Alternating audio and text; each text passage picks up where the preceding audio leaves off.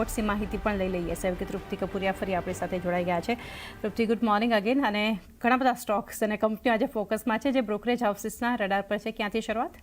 Good morning ચાની list ઘણું લાંબુ છે. હું કોશિશ કરીશ કે જલ્દી ફિનિશ થાય. શરૂઆત આપણે બજાજ ફાઇનાન્સથી કરશું. તો મોતીલાલ ઓસવાલ તરફથી આ રેટિંગ અપગ્રેડ કરીને 1300ના ટાર્ગેટ્સ આપવામાં આવ્યા છે. અહીંયા તેમનું કહેવું છે કે દરેક ફ્રન્ટ પર કંપનીના પરિણામ સારા આવ્યા છે. ક્રેડિટ સાયકલ બદલવાથી ક્રેડિટ ખર્ચ અહીંયા ઘટવાના અનુમાન રાખી રહ્યા છે. અર્નિંગ્સ પણ આવનારા સમયમાં વધી શકે છે.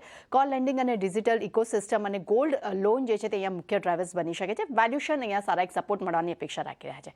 સીએલએસએ તરફથી આઉટ પરફોર્મ રેટિંગના રિપોર્ટ સાથે બજાજ ફાઇનાન્સ માટે લક્ષ્યાંક વધારીને 1300 રૂપિયા પ્રતિ શેર કર્યા છે. અહીંયા તેમનું કહેવું છે કે એનઆઈઆઈ ખાસ કરીને ક્રેડિટ ખર્ચ જેવા બધા જ મોરચે કંપનીનું પ્રદર્શન સારું રહ્યું છે. એયુએમ વાર્ષિક ધોરણે 24% પર રહ્યા છે. અસેટ ક્વોલિટીમાં પણ સારો સુધારો અહીંયા જોવા મળ્યો છે. એચએસબીસી તરફથી પણ બજાજ ફાઇનાન્સ માટે ખરીદારીની સલાહ સાથે લક્ષ્યાંક વધારીને 1270 રૂપિયા પ્રતિ શેર કરવામાં આવ્યા છે. અહીંયા તેમનું કહેવું છે કે FY 27-29 માટે અહીંયા ઈપીએસ અનુમાન લગભગ 1 થી 6% અહીંયા વધાર્યા છે. કંપનીના પર્સનલ અને બિઝનેસ લોનમાં પણ અસેટ ક્વોલિટીમાં પણ સારો સુધારો જોવા મળ્યો છે.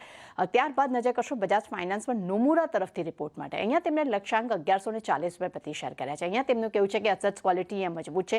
ખાસ કરીને મેનેજમેન્ટનું કહેવું છે કે ગાઈડન્સમાં ફેરફાર કરતા પહેલા તેઓ Q2ની સ્થિતિ જે છે તેના પર નજર રાખશે. ત્યારબાદ તેઓ પોતાના ગાઈડન્સમાં ચેન્જીસ કરશે. ત્યારબાદ બર્નસ્ટેન્ડના રિપોર્ટ પર નજર કરશો. તેમને બજાજ ફાઇનાન્સ માટે અંડર રેટિંગના રિપોર્ટ આપ્યા છે, પરંતુ અહીંયા લક્ષ્યાંક 840 રૂપિયા પ્રતિ શેર કર્યા છે.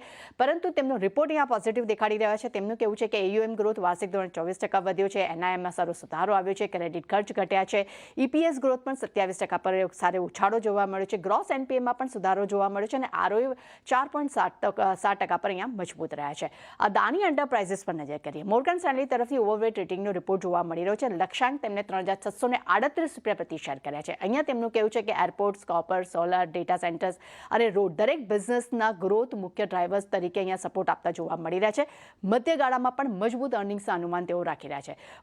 ત્યારબાદ નજર કરશું મહેન્દ્રા પર. સીએલએસએ તરફથી અહીંયા આઉટ પરફોર્મ રેટિંગ સાથે લક્ષ્યાંક તેમને 4588 રૂપિયા પ્રતિ શેર કર્યા છે. રેટિંગ અપગ્રેડ કરવામાં આવ્યા છે. અહીંયા તેમનું કહેવું છે કે મોંઘા કાચા માલને હોવા છતાં પણ અહીંયા Q1માં ઓટો એબિટ માર્જિન અનુમાન મુજબ રહ્યા છે. ઓટોમાં ખાસ કરીને મહેન્દ્રા તેમનો ટોપિક્સ છે.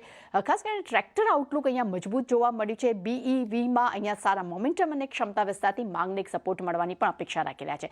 નોમુરા તરફથી મહેન્દ્રા માટે ખરીદારીની સલાહ સાથે લક્ષ્યાંક તેમને 4875 રૂપિયા પ્રતિ શેર કર્યા છે. અહીંયા તેમનું કહેવું છે કે Q1માં માર્જિન અનુમાનથી ઓછા રહ્યા છે, પરંતુ પ્રાઇસ હાઇકથી આવનારા સમયમાં રિકવરીની પણ તેઓ અપેક્ષા રાખી રહ્યા છે. દરેક સેગમેન્ટમાં મજબૂત ગ્રોથ આઉટલુક અહીંયા તેઓ જોઈ રહ્યા છે. હુન્ડાઈ પર નજર કરશું. મોતીલાલ ઓસવાલ તરફથી ખરીદારીની સલાહ સાથે લક્ષ્યાંક 2334 રૂપિયા પ્રતિ શેર કર્યા છે. અહીંયા તેમનું કહેવું છે કે અન્ય આવકમાં વધારો અને ઓછા ખાસ કરીને અન્ય આવક વધવાને કારણે કરીને નફામાં જે છે તે એક સારા સુધારાની તેઓ અપેક્ષા રાખી રહ્યા છે. ખાસ કરીને તેમનું પણ કહેવું છે કે કોમોડિટી કિંમતોમાં જે વધારો થયો છે અને ઓછા વોલ્યુમ્સને કારણે કરીને એબિટા માર્જિન લગભગ 9.3% પર રહ્યા છે.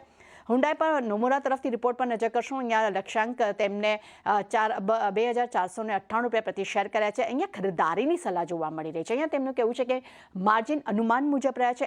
FY 27માં 2 નવા મોડલ્સના સારા પ્રદર્શનની પણ તેઓ અપેક્ષા રાખી રહ્યા છે અને FY 29 બાદ અહીંયા મિડ ટીન્સ અર્નિંગ્સ ગ્રોથ યથાવત રાખવાની પણ તેઓ અપેક્ષા રાખી રહ્યા છે.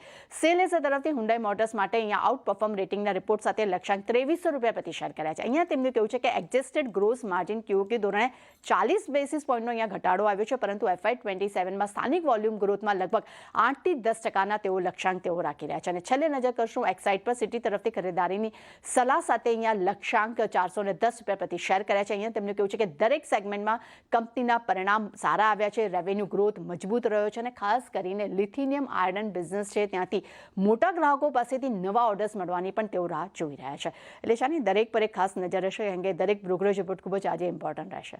જી, આ બધા સ્ટોક્સ પર ફોકસ રાખીશું. તૃપ્તિ, આભાર આપનો સમગ્ર માહિતી માટે.